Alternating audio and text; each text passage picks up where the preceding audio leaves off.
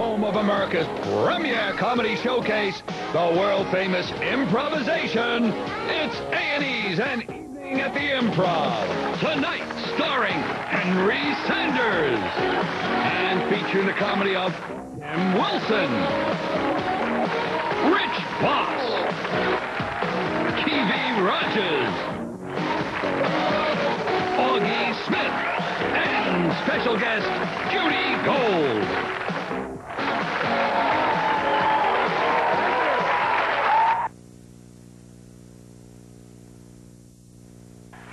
Nice to have you back. Here we go.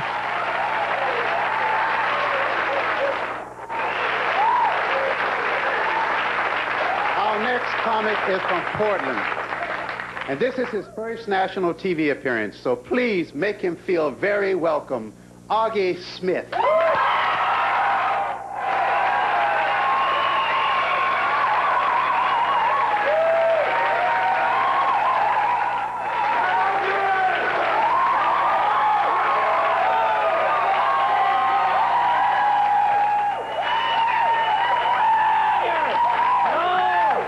Stop it, I'm just a comic, holy cow. So, before I get on with the act there, I know I look kind of giddy tonight, kind of excited, and, well, there is a reason for it. Recently, Auggie Smith, I fell in love for the very first time, actually. Oh, would you? Oh, well, since you're interested, I'll share the story how we met real quick, and then I'll get on with my act there. We were in this club, you know, and who can explain love at first sight? You know, I certainly can't, you know, I kind of noticed her there, you know, and she kind of noticed me, you know. There are a lot of other guys there, you know, waving their dollar bills as she danced. I have to admit, I didn't even try for her. I mean, she was a show business girl. Her call was the stage, fanfare, the footlights, the greased blast pole. But I have trouble in relationships anyway, you know, because I'm 23, you know, and so kind of a weird age for relationship. I mean, I'm too young for a lot of women, you know. I'm too old for Michael Jackson. You know, There's the other big news in my life. I recently went out and purchased myself a car. You know, I know what you're thinking. You big TV celeb there and everything. I don't want to drop names or anything, but I went out and got myself a 1985 Chevy Cavalier. Oh, yeah, it's a reliable car. It's always right where you left it. You know, So I had to buy like a beater car, you know. Well, here's a little hint. If you've ever had a beater car, you'll know what I'm talking about. Well, here's a little hint to know if you've ever had a beater car. Locking your car has ever meant double knotting the shoelace that holds the door closed? Or have you ever turned off your automobile and it continued to run for like 10, 15 seconds, like I'm there for you, I'm a trooper if you want to keep going? How about this? You ever had a car where the lining on the ceiling has just given up its fight with gravity, you know, just said, I'm never going to win this war, so it's hanging from the four corners, you know, and you drive around like you're on the bottom of a bunk bed, you know, and your fat big brother is sleeping up there. So I like Los Angeles. I'm down here from Portland. A lot of breast implants here in Los Angeles, I noticed. I'm a big fan. I hope the women are avoiding these. Are very, very dangerous. I recently read a headline in the paper that, you know, they're doing all the studies. I recently read one that said that they found that breast implants are now harmful to babies. You know, I guess the obvious thing is, you know, babies shouldn't be getting breast implants. I think you can agree on that. But see, I don't know why they didn't just ask me about this problem in the first place. I've got this whole breast thing licked, you know, for pardon my phrase there. What we should do is we should make these things out of silly putty. Now bear with me here.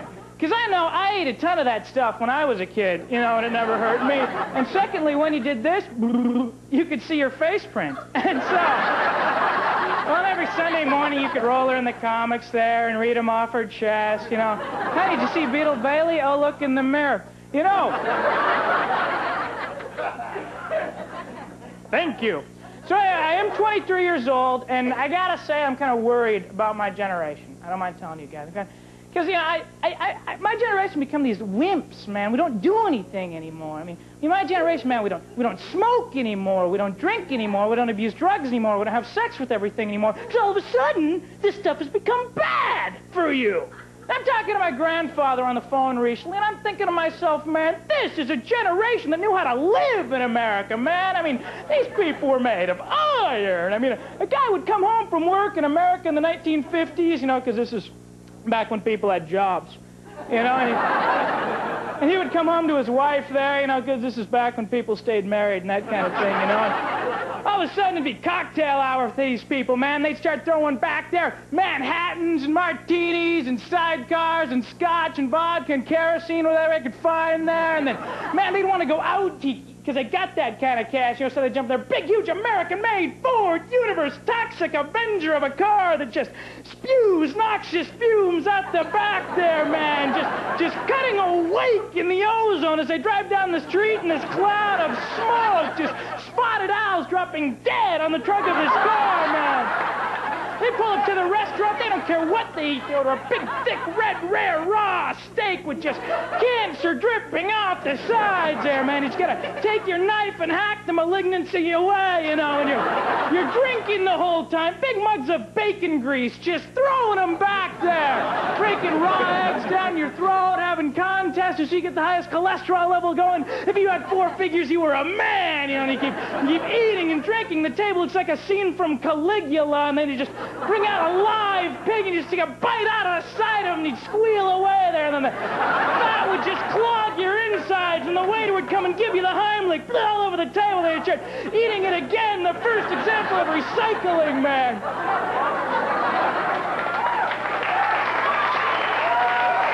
But there's more. Man, you keep eating and drinking and having a great time, and then you have sex right there in the restaurant, man. Just with whatever happens by, because, I mean, if you get a disease from them, it's not like it's going to kill you. So you keep eating and drinking and having a great time, and you're ready to go home, so you jump in your big, huge American car, and you drive drunk. Oh, man, do you drive drunk. But you drive proud. Because there are no laws, and, well, they can't get hurt in this huge car anyway, come to think of it. Oh, yeah, you're cruising home, bouncing off trees. You got a joint in one hand, a bottle of Jack in the other, knocking over mailboxes. Pick up a couple hookers. What the hell? Oh, yeah, you're cruising home. The only reason the cop would pull you over is if he was thirsty, man. Thanks a lot. I'm Auggie Smith. You're very nice.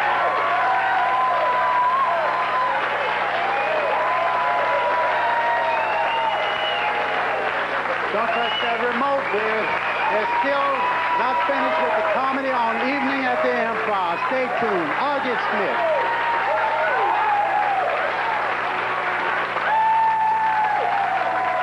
There'll be more rollicking humor coming your way after these.